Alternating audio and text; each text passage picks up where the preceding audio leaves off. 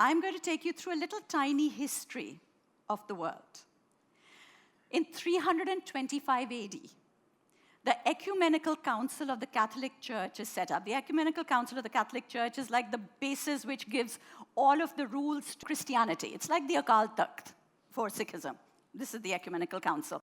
And they come into power and they say, the body is sinful. Sex is bad. Everything is evil.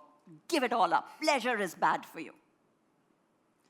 Across the oceans, sitting on the banks of the river Ganges at almost the same time, is Vatsyayan writing the Kamasutra, the book about how to have more pleasure, because Vatsyayan says we are not animals.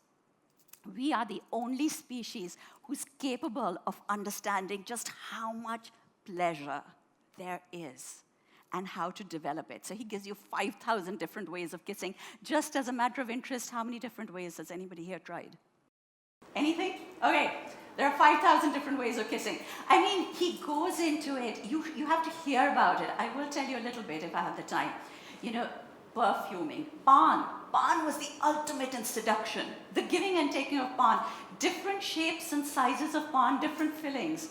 It was like they didn't have text messages in those days. And so you exchanged paan to give love messages. It's all very exciting, and it's all about refining the pleasure so you can get more and more arousal, more and more excitement. So that's the 300s. Fast forward to the 400s. In the 400s, in Europe, things are very bad. There are droughts, there's famine, there's floods, there's wars. The Council of the Catholic Church says it's because of the Roman emperors, because their unbridled lust. God is punishing them for all this lust, for all this sex. Across the oceans, somewhere in the region of Orissa, there is a kingdom that has had a drought for 3 years. This is the third year that there is a famine over here. And the king is a very devout man. He's very good. He gives lots and lots of money to holy men, to Rishi Munis. All the Rishi Munis have come and made their ashrams in his forests. And yet the drought continues, and he's very worried. Because now, if the drought continues, the borders will become unsafe. Once the borders become unsafe, who knows what happens? So he needs the rains to come. So finally, they send for the sage Kunal, a rishi called Kunal, who was known as the wet sage because he could bring rain.